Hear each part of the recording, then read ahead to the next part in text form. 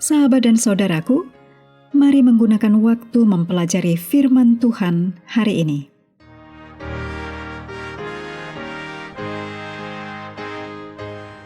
Hari Senin tanggal 1 Desember, judulnya Tipe dan Antitipe atau Lambang dan Penggenapan.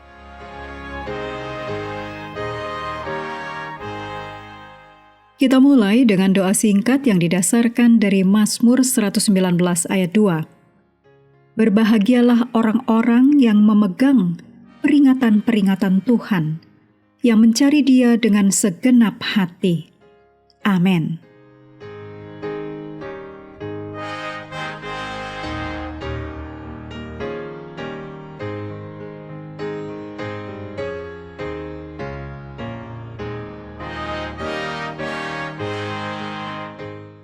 Para penafsir Alkitab tidak dapat secara sembarangan memutuskan apa yang merupakan suatu tipe Alkitabiah, yaitu lambang, atau bagaimana lambang tersebut digenapi di dalam Perjanjian Baru, dan seterusnya. Alkitab sendiri menyediakan beberapa kontrol dan prinsip-prinsip untuk penerapan tipologi Alkitabiah.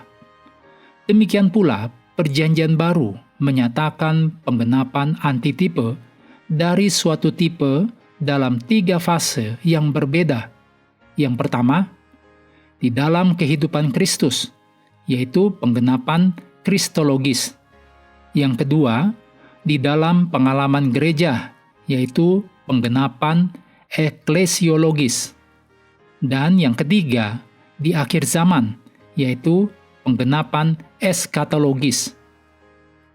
Kita dapat menemukan tipe-tipe atau perlambangan dan antitipe atau penggenapan ini di seluruh Alkitab, dan mereka sangat membantu dalam menunjukkan kepada para pembaca bagaimana memahami Alkitab dan kebenaran-kebenaran apa yang diajarkan firman Tuhan tentang Yesus, keselamatan, dan pengharapan akhir yang kita miliki. Mari perhatikan beberapa perlambangan Perjanjian Lama berikut, yaitu Israel, Keluaran, dan Tempat Kudus. Masing-masing ketiga hal itu digenapi dalam 3 fase antitipe, yaitu fase kristologis, fase eklesiologis, fase eskatologis. Yang pertama, Israel. Fase kristologis. Matius 2 ayat 15. Hal itu terjadi supaya genaplah yang difirmankan Tuhan oleh Nabi, dari Mesir kupanggil anakku. Fase eklesiologis. Galatia 6 ayat 16. Israel milik Allah. Fase eskatologis. Wahyu 7 ayat 4-8 dan juga ayat 14. Jumlah mereka yang dimeteraikan itu 144.000 yang telah dimeteraikan dari semua suku keturunan Israel. Yang kedua, Keluaran. Fase kristologis. Matius 2 ayat 19-21. Berangkatlah ke tanah Israel, karena mereka yang hendak membunuh anak itu sudah mati. Dinasihati dalam mimpi, pergilah Yusuf ke daerah Galilea, tinggal di sebuah kota yang bernama Nazaret, supaya genaplah firman yang disampaikan oleh nabi-nabi, bahwa ia akan disebut orang Nazaret. Fase eklesiologis. 2 Korintus 6 ayat 17. Keluarlah kamu dari antara mereka, dan pisahkanlah dirimu dari mereka, firman Tuhan, dan janganlah menjamah apa yang najis, maka aku akan menerima kamu. Fase eskatologis. Wahyu 18 ayat 4. Pergilah kamu, hai umatku, pergilah daripadanya supaya kamu jangan mengambil bagian dalam dosa-dosanya, dan supaya kamu jangan turut ditimpa malapetaka-malapetakanya. Yang ketiga, Bait Kudus. Fase kristologis. Ayatnya dalam Yohanes 1 ayat 14, Yohanes 2 ayat 21, Matius 26 ayat 61. Yang dimaksudkan Yesus dengan bait Allah ialah tubuhnya sendiri. Fase eklesiologis 1 Korintus 3 ayat 16 dan 17.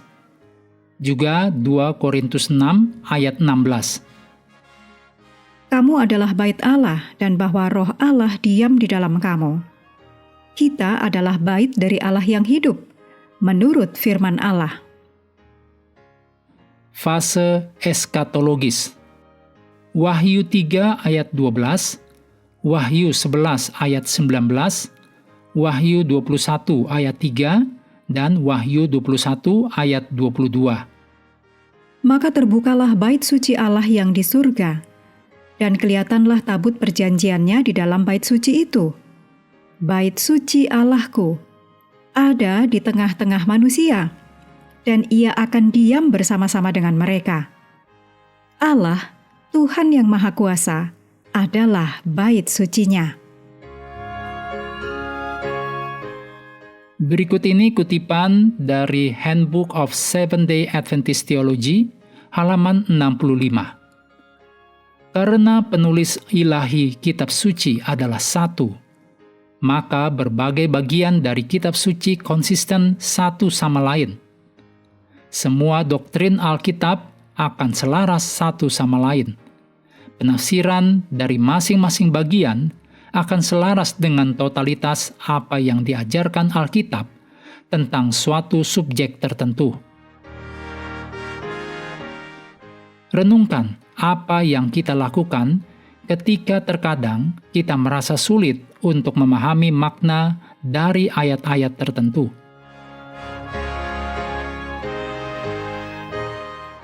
Mengakhiri pelajaran hari ini, mari kembali ke ayat inti 1 Korintus 10 ayat 11.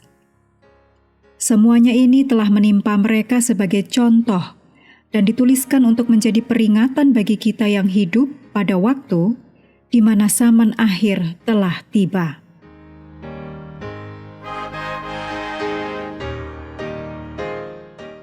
Sahabat juga perlu melengkapi waktu untuk bersekutu dengan Tuhan setiap hari dengan bacaan Alkitab sedunia. Percayalah kepada nabi-nabinya yang melanjutkan dari Hakim-Hakim pasal 18.